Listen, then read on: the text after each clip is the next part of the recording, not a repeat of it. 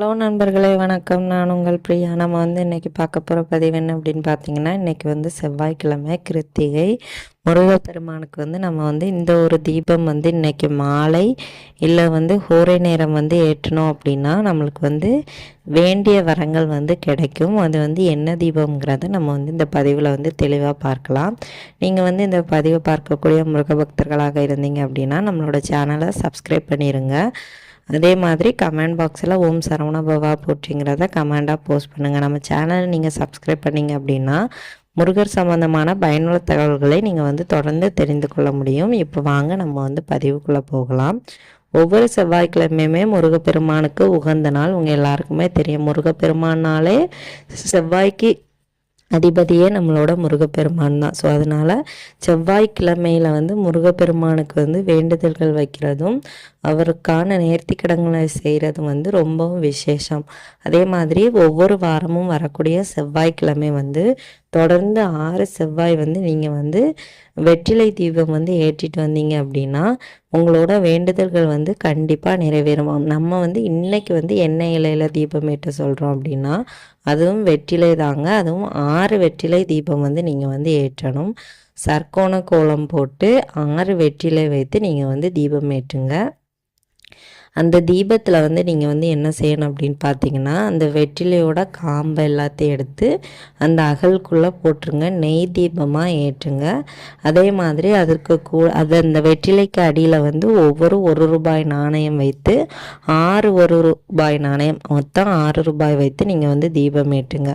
உங்களுக்கு என்ன வேண்டுதல்கள் இருக்கோ அதை முருகப்பெருமான்கிட்ட தைரியமாக சொல்லுங்கள். இல்லாட்டி ஒரு பேப்பரில் எழுதி முருகப்பெருமானோட காலடியில் வச்சுருங்க. அதே மாதிரி ஒவ்வொரு செவ்வாய்க்கிழமையும் நீங்கள் இதே மாதிரி 6 சர்க்கோண கோலம் போட்டு 6 வெற்றிலை தீபம் அந்த 1 ரூபாய் நாணயம் 6 ரூபாய் நாணயம் வைத்து நீங்கள் தீபம் ஏற்றுங்க. அப்படி நீங்கள் 6 வாரம் செய்யும்போது 36 ரூபாய் வரும். அந்த 36 ரூபாயும் நீங்கள் என்ன செய்யணும் அப்படின்னு பார்த்தீங்கன்னா, ஏதாவது பக்கத்தில் இருக்க முருகர் கோயிலுக்கு நீங்கள் போகும்போது உண்டியலில் போட்டுருங்க. இல்லை அந்த 36 ரூபாய்க்கு என்ன பொருள் வாங்கி கொடுக்க முடியுமோ அதை நீங்கள் முருகப்பெருமானுக்கு அபிஷேகத்திற்கு வாங்கி கொடுங்க.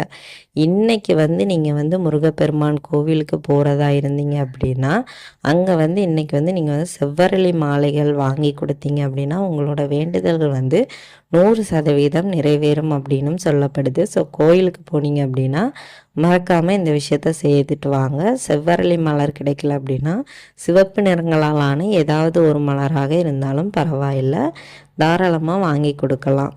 அதே மாதிரி இன்றைக்கி நீங்கள் குழந்தை பாக்கியத்திற்காக இருக்கிறீங்க அப்படின்னா கண்டிப்பாக முருகப்பெருமானுக்கு அபிஷேகத்திற்கு தயிர் வாங்கி கொடுங்க. உங்களுக்கு கண்டிப்பாக குழந்தை பாக்கியம் 100% கிடைக்கும். இன்றைக்கான இந்த வழிபாட்டு நேரம் எப்போ அப்படின்னு பார்த்தீங்கன்னா மாலை 6 மணிக்கு நீங்கள் வழிபாடு செய்யலாம். இல்லை அப்படின்னா ஒரே நேரமான 8 to 9 நீங்கள் தீபம் ஏற்றி வழிபாடு செய்யலாம். ஏன்னா கிருத்திகை நட்சத்திரம் 3:30 தான் தொடங்குது. ஸோ அதனால் நீங்கள் மாலை நேரம் உங்களோட பூஜைகளை செய்யலாம். மாலை நேரமும் விரதம் இருக்கணும்னு நினைக்கிறவங்க விரதம் கூட இருக்கலாம். காலையிலே ஒரு சில பேர் விரதம் இருந்திருப்பீங்க, மாலை நேரம் உங்களோட விரதம் நிறைவு செய்வீங்க. அதுவும் ஒன்றும் தவறு கிடையாது. ஸோ இன்னைக்கு கோயிலுக்கு போயிட்டு வர முடிஞ்சது அப்படின்னா கோவிலுக்கும் போயிட்டு வாங்க. உங்களோட வேண்டுதல்களும் கண்டிப்பாக நிறைவேறும். வெற்றிலை தீபம் ஏற்றுங்க. உங்களோட குடும்பத்திற்கு அது வெற்றியை கொண்டு தரும். முருகப்பெருமானோட அருள் எப்போவுமே நம்ம எல்லாருக்குமே இருக்கும். இந்த பதிவு கண்டிப்பாக ஒவ்வொரு முருக பக்தர்களுக்கும் உபயோகமாக இருக்கும்னு நினைக்கிறேன். உபயோகமாக இருந்தது அப்படின்னா லைக் பண்ணுங்கள். நம்மளோட சேனலை சப்ஸ்கிரைப் பண்ணி வச்சுட்டு நம்மளோட சேனலுக்கு சப்போர்ட் பண்ணுங்கள். உங்கள் நண்பர்களுக்கும் இந்த பதிவை ஷேர் பண்ணுங்கள். இந்த வீடியோவின் முழு பதிவை பார்த்த அனைத்து நண்பர்களுக்கும் மிக்க நன்றி.